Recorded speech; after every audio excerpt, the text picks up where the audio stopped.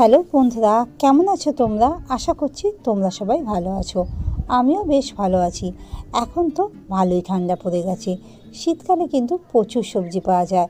তো এই সময় কিন্তু স্পেশাল ধনেপাতা কিন্তু সবার বাড়িতে কম বেশি থেকে থাকে। তো ধনেপাতা দিয়ে কি করব ভেবে না পেয়ে একবার এই রেসিপিটা তৈরি করে দেখতে পারো। খুব সহজেই যেমন তৈরি হয়ে যায় আর সারা বছর স্টোর করে রাখতে পারো। এর জন্য বেশ কিছুটা আমি ধনেপাতা নিয়ে নিয়েছি।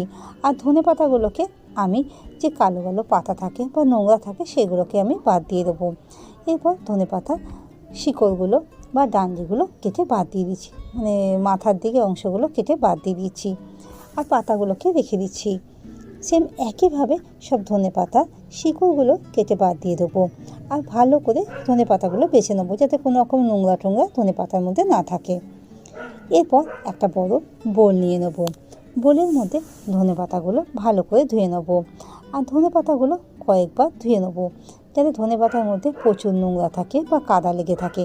তাই জন্য কয়েকবার জল চেঞ্জ করে ধনেপাতাগুলো ধুয়ে নিয়েছিলাম।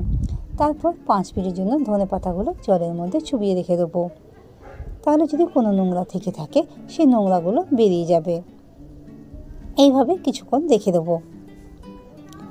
একবার এইভাবে ধনেপাতার চাটনি বা ধনেপাতা রেসিপিটা তৈরি করে দেখো।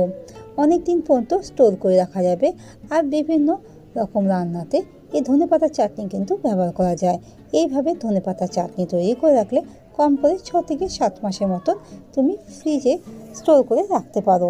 তো দেরি না করে একবার কিন্তু এইভাবে ধনেপাতার চাটনি তৈরি করে জানিও। ধনেপাতাগুলো দেখতেই পাচ্ছ জলের মধ্যে আমি 5 থেকে 10 মিনিটের মতন ভিজিয়ে রেখে দিয়েছিলাম। এরপর একটু ছোট করে ধনেপাতাগুলো কেটে নেব। পাতাগুলোকে বা ডাঁটাগুলোকে সব কেটে নেবো একটু ছোট সাইজে। এরপর মিক্সার জারের মধ্যে ধনেপাতাগুলো দিয়ে একটা পেস্ট করে নেবো। প্রথমে আমি 10-12 কোয়া মতন রসুন নিয়ে নেবো আর তার সাথে আধ ইঞ্চির মতন আদা নেবো আর ঝালের জন্য 10-12 খানা কাঁচা লঙ্কা নিয়েছি। আপনার যে পরিমাণে ঝাল খান সেই অনুপাতে কিন্তু আপনারা কাঁচা লঙ্কাটা ব্যবহার করবেন। এরপর যে কেটে রেখে দিয়েছিলাম ধনেপাতাগুলো সেই ধনেপাতাগুলো এর মধ্যে অ্যাড করে দেবো।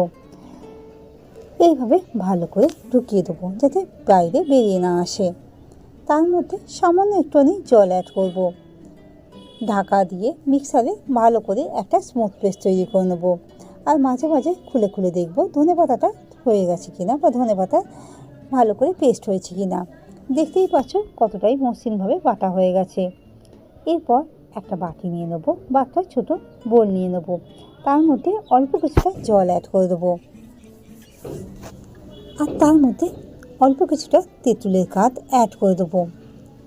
জলে ভিজিয়ে রেখে দেবো যাতে তেঁতুলটা ভালো করে নরম হয়ে যায়। অন্যদিকে গ্যাসে একটা কড়াই বসিয়ে দেবো। কড়াইটা যখন গরম হয়ে যাবে তখন এর মধ্যে সামান্য কিছুটা রিফাইন অয়েল দিয়ে দেবো। রিফাইন অয়েলের বদলে সর্ষে তেলও দিতে পারো, কিন্তু রিফাইন অয়েল দিলে কিন্তু ভালো হবে। তেলটা যখন গরম হয়ে আসবে তখন এর মধ্যে যে বেটে রাখা ধনেপাতা, আদা আর কাঁচা লঙ্কা আর রসুনের পেস্টটা ছিল সেই পেস্টটাকে দিয়ে দেবো। এরপর এর মধ্যে যে তেঁতুলের কাঠটা ছিল সেই তেঁতুলের কাঠটাও দিয়ে দেবো। ভালো করে নাড়াচাড়া করে নেব। তেঁতুলের কাঠটা থেকে যে বীজগুলো ছিল সেগুলোকে বার করে নিয়েছিলাম আর তেঁতুলের পাল্পটাকে এর মধ্যে অ্যাড করে দিয়েছিলাম। এরপর মিশ্রণটাকে হাই ফ্লেমে কনস্ট্যান্ট নাড়াচাড়া করতে থাকবো। কনস্ট্যান্ট নাড়াচাড়া করলে কিন্তু সাইডগুলো পুড়ে যেতে পারে আর নিচটাও লেগে যেতে পারে। তো যখন ধনেপাতার চাটনিটা গ্যাসের মধ্যে বসাবে তখন হাই ফ্লেমে প্রথমে শুকনো করে নেব।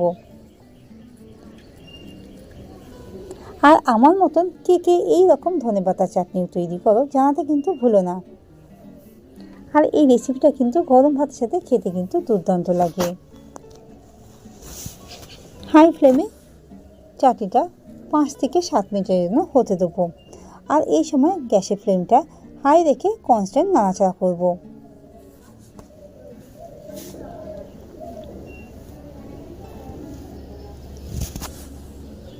আর কে কীভাবে ধনেপাতার চাটনি তৈরি করো সেটা জানাতে ভুলো না।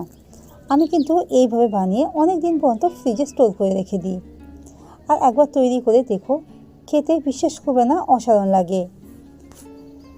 তো এই রকম যতক্ষণ না ফুটে শুকনো হয়ে আসে ততক্ষণ আমি গ্যাসের ফ্লেমটা হাই রেখে দেবো। আর যখন নুনটা আমি আগে থেকে দিয়ে নিই, যেহেতু ধনেপাতা চাটনি শুকনো করব, তো নুনটা আমি কিন্তু সবে শেষে অ্যাড করব। দেখতেই পাচ্ছ কালারটা আস্তে আস্তে কেমন চেঞ্জ হয়ে যাচ্ছে, আর জিনিসটাও কিন্তু অনেকটা শুকনো হয়ে আসছে। তো যতক্ষণ না শুকনো হচ্ছে ততক্ষণ আমি এইভাবে নাড়াচাড়া করতে থাকবো। আশা করব ধনেপাতা চাটনির রেসিপিটা ভালো লেগেছে। ভালো লাগলে ভিডিওটা লাইক আর শেয়ার করা অনুরোধ রইল। আর এর মধ্যে সামান্য কিছুটা আমি চিনি অ্যাড করে দিয়েছিলাম। চিনিটা দিলে কিন্তু বেশ চাটনিটা টক ঝাল মিষ্টি একটা ব্যাপার আসবে।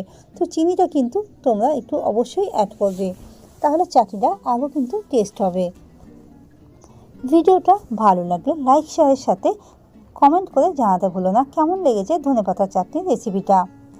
যখন দেখবে এই রকম শুকনো হয়ে আসবে তখন এর মধ্যে আমি স্বাদ মতো নুনটা অ্যাড করব। নাহলে নুনটা আগে দিলে তোমরা কিন্তু বুঝতে পারবে না নুনের পরিমাণটা। তো তাই জন্য আমি নুনটা শেষের দিকে অ্যাড করেছিলাম। এই রকম সহজ সহজ রেসিপি পাওয়ার জন্য আমার চ্যানেলটিকে সাবস্ক্রাইব করে পাশে থাকা বেল আইকনটা অন করে দেওয়ার অনুরোধ রইল। তাহলে চট করে কিন্তু তোমাদের কাছে নোটিফিকেশনটা চলে যাবে।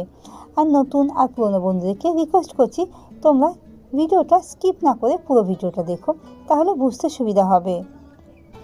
তো বাজারে ধনেপাতা শেষ হওয়ার আগে একবার এই চাটনিটা বানিয়ে রেখে দিও, অন্তত 6 মাসের জন্য। খেতে কিন্তু দুর্দান্ত হয়েছিল।